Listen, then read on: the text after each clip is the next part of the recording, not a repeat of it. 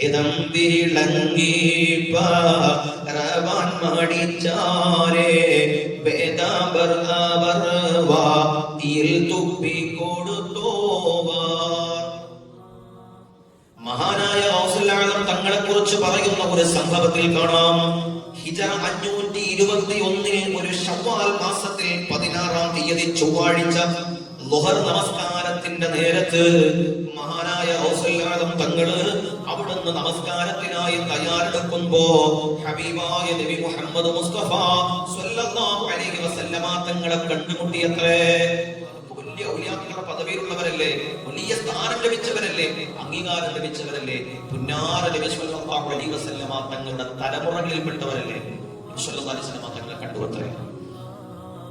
വിധങ്ങൾ ചോദിച്ചു, മോനെ എന്തുകൊണ്ട് നീ ദീനിന്റെ പ്രബോധനം നടത്തുന്നില്ല?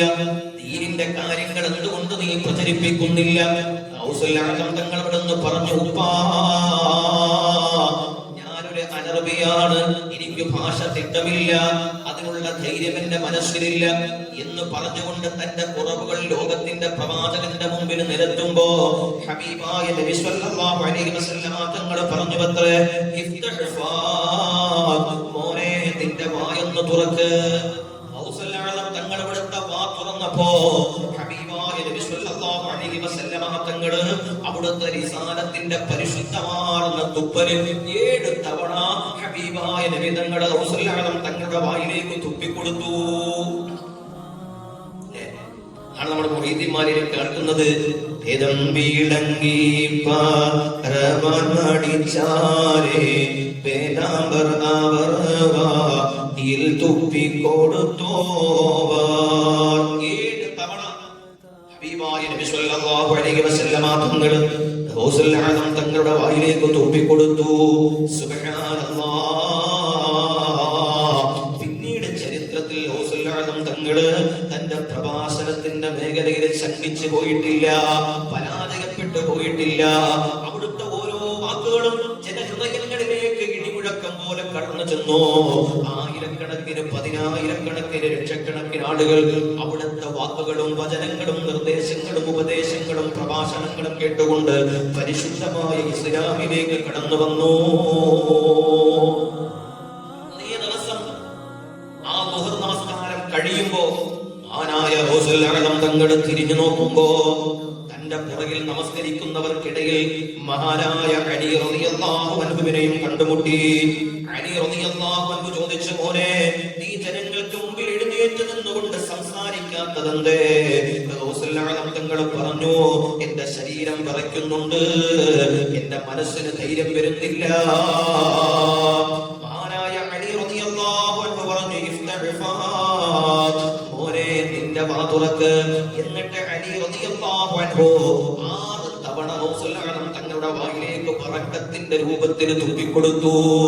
ഗൗസുൽ ആലം തങ്ങൾ ചോദിച്ചു, എന്തേ നബി തങ്ങൾ ചെയ്തതുപോലെ 7 തവണ നിങ്ങൾ എന്തുകൊണ്ട് തുപ്പിയില്ല എന്ന് ചോദിച്ചപ്പോ മഹാനായ അലി റളിയല്ലാഹു അൻഹു പറഞ്ഞു, അദബൻ മഅ റസൂലില്ലാഹ്. ഞാൻ എന്റെ നബിയോടുള്ള ബഹുമാനം കൊണ്ട് നബി തങ്ങൾ ചെയ്തതിനേക്കാൾ ഞാൻ മുൻകടക്കാൻ പാടില്ല. എന്റെ നബിയോടുള്ള ബഹുമാനവും ആദരവും അതവുമാണ് ഞാൻ ഇങ്ങനെ പ്രവർത്തിച്ചത് എന്ന് സയ്യിദുനാ അലി റളിയല്ലാഹു അൻഹു പറഞ്ഞു അത്രേ. ഈ സംഭവം പറയാനാണ്, ഈ ഭാഗം നിങ്ങൾ ഉണർത്താനാണ് ഞാൻ ഇത് പറഞ്ഞത്.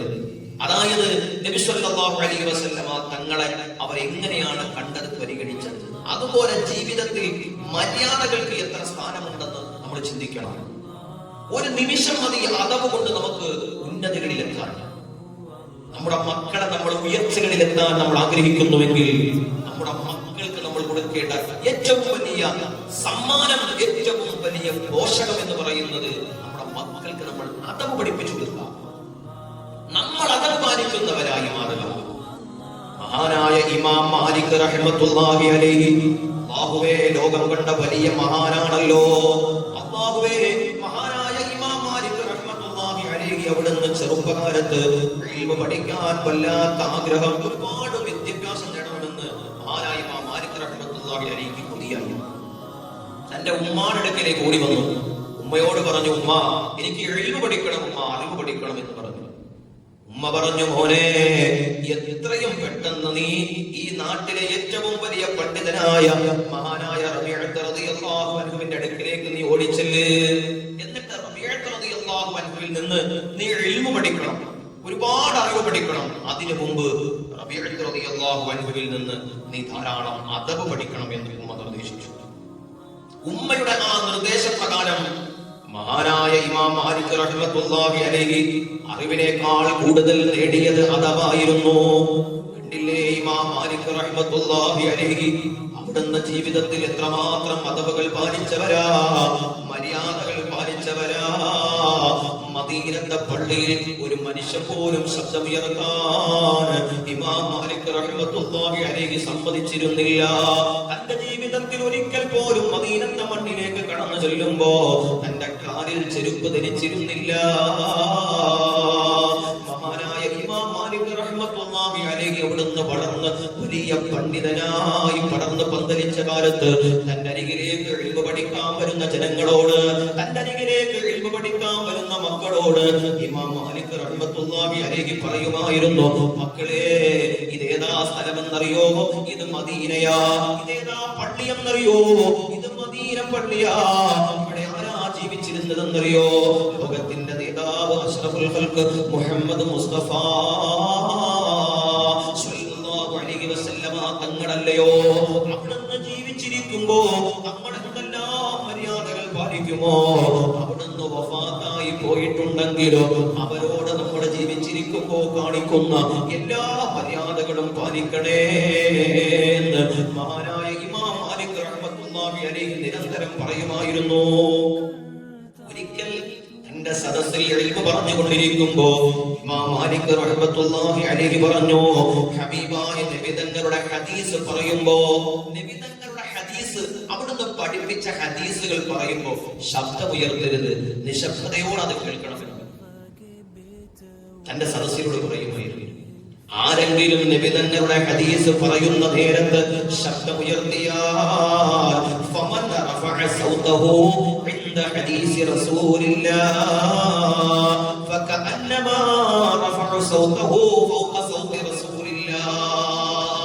നബി തങ്ങൾ പഠിപ്പിച്ച ഹദീസ് അവിടുന്ന് വഫാത്തായി പോയതിനു ശേഷമാണെങ്കിൽ പോലും നബി തങ്ങളുടെ ഹദീസ് പറയുന്ന നേരത്ത് ഒരാൾ ശബ്ദമുയർത്തിയാൽ, അതവകേട് കാണിച്ചാൽ അവൻ നബി തങ്ങൾ ജീവിച്ചിരുന്നപ്പോൾ നബിയുടെ മുമ്പിൽ മര്യാദകേട് കാണിച്ചതിന് തുല്യമാവും എന്ന് സയ്യിദുനാ ഇമാം മാലിക് റഹ്മത്തുള്ളാഹി അലൈഹി പറഞ്ഞു. വത്രേ, അല്ലാഹുവേ, ജീവിതത്തിൽ ധാരാളം അദബുകൾ പാലിക്കാനുള്ള തൗഫീഖ് തരണേ അല്ലാഹ്. അതായത് നബി സ്വല്ലല്ലാഹു അലൈഹി വസല്ലമ തങ്ങളോട് നമുക്ക് ധാരാളം കടമകളുണ്ടല്ലോ, ധാരാളം കടപ്പാടുകളുണ്ടല്ലോ.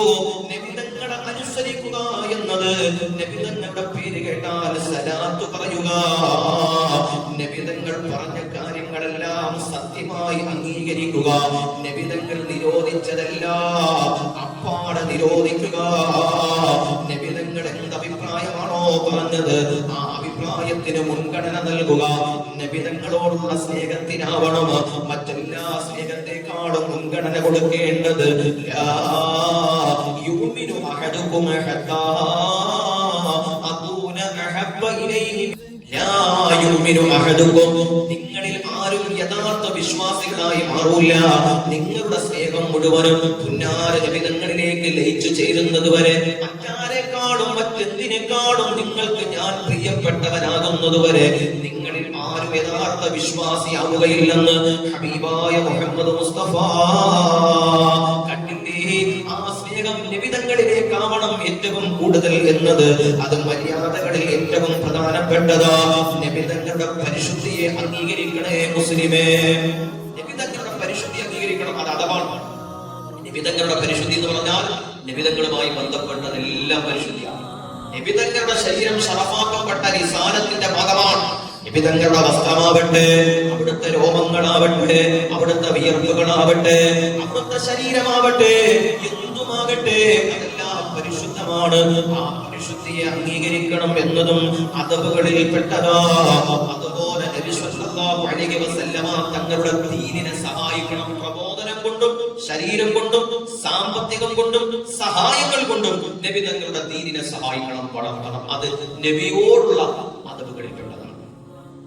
നബി സല്ലല്ലാഹു അലൈഹി വസല്ലമ തങ്ങളുടെ ഹദീസുകൾ പഠിക്കുക. നബി തങ്ങളുടെ ഹദീസുകൾ പഠിക്കണം, പറ്റാവുന്ന ഹദീസുകൾ പഠിക്കണം. അത് മനഃപാഠമാക്കാൻ കഴിയുമെങ്കിൽ അങ്ങനെ ആ ഹദീസുകളുടെ ജീവിതത്തിൽ പ്രാവർത്തികമാക്കാൻ പറ്റും. നബി സല്ലല്ലാഹു അലൈഹി വസല്ലമ തങ്ങളുടെ പേരുകൾ അല്ലാഹുവേ, പരിശുദ്ധമായ ഖുർആൻ പോലും പുന്നാര നബിയോട് എത്രമാത്രം ആദരവിലാണ് അവിടുത്തെ പേരിനോട് അല്ലാഹു മാന്യത പുലർത്തിയത്. ഒരു സൃഷ്ടാവ് തന്റെ സൃഷ്ടിയാകുന്ന തന്റെ പ്രവാചകരോട് കാണിച്ച ആദരവ് കണ്ടാൽ തന്നെ നമ്മൾ മനസ്സിലാക്കണം അതവര് വല്ലാത്ത പദവിയുടെ സ്ഥാനമാണ്. ആ നബിതങ്ങളുടെ പേരുകളോട് നമുക്ക് ബഹുമാനം ഉണ്ടാവണം, ആദരവുണ്ടാകണം എന്നത് അതവുകളിൽ പെട്ടതാണ്. അതിനെ നമ്മൾ മാനിക്കണം. നബി സല്ലല്ലാഹു അലൈഹി വസല്ലമ തങ്ങളുടെ ജീവിതത്തിൽ എന്തെല്ലാം സുന്നത്തുകൾ പഠിപ്പിച്ചോ ആ സുന്നത്തുകളെല്ലാം അതവുകളുടെ സ്ഥാനത്താണ്. അതല്ലേ നബി തങ്ങൾ പറഞ്ഞത്, മൻ അഹ്യാ സുന്നതി ഫഖദ് അഹബ്ബനി. ഞാൻ ജീവിതത്തിൽ ഒരുപാട് ശീലങ്ങളും ഒരുപാട് ചിട്ടകളും ഒരുപാട് ചര്യകളും നിങ്ങളെ ഞാൻ പഠിപ്പിച്ചിട്ടുണ്ട്. ആ പഠിപ്പിച്ച കാര്യങ്ങൾ നിങ്ങളുടെ ജീവിതത്തിൽ പ്രാവർത്തികമാക്കുകയാണെങ്കിൽ ഫഖദ് അഹബ്ബനി, നിങ്ങൾ എന്നെ സ്നേഹിക്കുന്നു എന്നതിന്റെ അടയാളമാണ്. അല്ലാഹു തൗഫീഖ് ചെയ്യട്ടെ. നബി സല്ലല്ലാഹു അലൈഹി വസല്ലം തങ്ങൾ ഏതെല്ലാം മേഖലയിലാണ് സുന്നത്ത് പഠിപ്പിച്ചിരിക്കുന്നത്? എല്ലാ മേഖലയിലുമില്ലേ? നമ്മൾ നമസ്കരിച്ചാൽ പാലിക്കേണ്ട സുന്നത്തുകളുണ്ട്. നമ്മൾ നമസ്കരിക്കുമ്പോൾ പാലിക്കേണ്ട സുന്നത്തുകളുണ്ട്. നമ്മൾ ജുമുഅയ്ക്ക് പോയാൽ പാലിക്കേണ്ട സുന്നത്തുകളുണ്ട്. പെരുന്നാളിന് പോയാലും പെരുന്നാൾ നമസ്കരിക്കുമ്പോഴും എല്ലാ മേഖലയിലും സുന്നത്തുകളില്ലേ? വുളൂ ചെയ്യുമ്പോൾ സുന്നത്തുകളില്ലേ? ഖുർആൻ ഓതുമ്പോൾ സുന്നത്തുകളില്ലേ? നമ്മൾ നടക്കുമ്പോഴും ഇരിക്കുമ്പോഴും സംസാരിക്കുമ്പോഴും തിന്നുമ്പോഴും കുടിക്കുമ്പോഴും ഉറങ്ങുമ്പോഴും ഉണരുമ്പോഴും നമ്മുടെ ഉമ്മയുടെ മുമ്പിലും വാപ്പയുടെ മുമ്പിലും മക്കളുടെ മുമ്പിലും ഉസ്താദുമാരുടെ മുമ്പിലും ഇൽമിന്റെ മുമ്പിലും കിതാബിന്റെ മുമ്പിലും ചുരുക്കി പറഞ്ഞാൽ എല്ലാ മേഖലകളിലും നബി സല്ലല്ലാഹു അലൈഹി വസല്ലമ തങ്ങൾ ധാരാളം സുന്നത്തുകൾ പഠിപ്പിച്ചിട്ടുണ്ട്. ആ സുന്നത്തുകൾ നിസ്സാരവൽക്കരിക്കരുത്. സുന്നത്തല്ലേ, അത് സുന്നത്തല്ലേ ഉള്ളൂ എന്ന് പറയുന്നത് ഒരു നല്ല മനുഷ്യന്റെ അടയാളമല്ല, ഒരു നല്ല വിശ്വാസിയുടെ അടയാളമല്ല. കാരണം ആ സുന്നത്തുകളൊക്കെയും അഥവാണ്. ആ സുന്നത്തുകൾ പാലിക്കുന്നത് മാന്യതയാണ്, ഉയർച്ചയുടെ അടയാളമാണ്. പടച്ചവനെ, പലപ്പോഴും നമ്മൾ നമസ്കരിക്കും, പക്ഷേ സുന്നത്ത് നമസ്കാരങ്ങളോട് നമുക്ക് അടുപ്പമില്ല. ചോദിച്ചാൽ അതൊക്കെ സുന്നത്തല്ലേ, ഇത് അത് ചെയ്യാൻ പാടുള്ളൂ, അതൊക്കെ സുന്നത്തല്ലേ എന്ന് പറഞ്ഞ് നിസ്സാരവൽക്കരിക്കുക അതൊരു നല്ല സ്വഭാവമല്ല. ഞാൻ എന്റെ പ്രിയപ്പെട്ട സഹോദരങ്ങളോട് പറയാ, നിങ്ങൾ മക്കളോട് യാസീൻ കാണാതെ പഠിച്ചോ എന്നല്ല, ഖുർആൻ മുഴുവനും കാണാതെ പഠിച്ചോ എന്നതല്ല, ഹദ്ദാദ് കാണാതെ പഠിച്ചോ, നിങ്ങൾ മൗലിദ് പഠിച്ചോ എന്നതല്ല പ്രശ്നം. അതൊക്കെ നല്ലത് തന്നെ, അൽഹംദുലില്ലാ. യാസീൻ പഠിച്ചു, അൽഹംദുലില്ലാ. മൗലിദ് പഠിച്ചു, അൽഹംദുലില്ലാ. ഹദ്ദാദ് പഠിച്ചു, അൽഹംദുലില്ലാ. എന്റെ കുഞ്ഞിന് അതൊക്കെ അറിയാം, ഇതൊക്കെ അറിയാം, അതൊക്കെ അഭിമാനം തന്നെയാ. പക്ഷേ എല്ലാത്തിനും അപ്പുറം അതവുണ്ടോ എന്നാണ് ശ്രദ്ധിക്കേണ്ടത്. എന്ത് നേടിയാലും എവിടെ എത്തിയാലും ആരായാലും ഏത് പദവിയിലാണെങ്കിലും മോനെ, എന്റെ സഹോദരങ്ങളെ, നമ്മളിൽ അതവുകളില്ലയോ? നമ്മളിൽ നല്ല ശീലങ്ങളില്ലയോ? നല്ല ചിട്ടകളില്ലയോ? നമ്മുടെ നല്ല പെരുമാറ്റങ്ങളില്ലയോ? ആ നേടിയതെല്ലാം പരാജയത്തിലേക്ക് കൂപ്പുകുത്തി പോകുമെന്ന് മാത്രമാ പറയാനുള്ളത്. പടച്ചവനെ, ഇന്നത്തെ സമകാലിക സാഹചര്യത്തിൽ നമ്മുടെ മക്കൾക്ക് വിദ്യാഭ്യാസമുണ്ട്. മദ്രസകളിൽ പ്ലസ് ടു കഴിഞ്ഞ് പഠിക്കുന്നുണ്ട്, 10ാം ക്ലാസ്സിലൊക്കെ പഠിക്കുന്നുണ്ട്, ഖുർആൻ പഠിക്കാൻ വൈദഗ്ധ്യമുണ്ട്.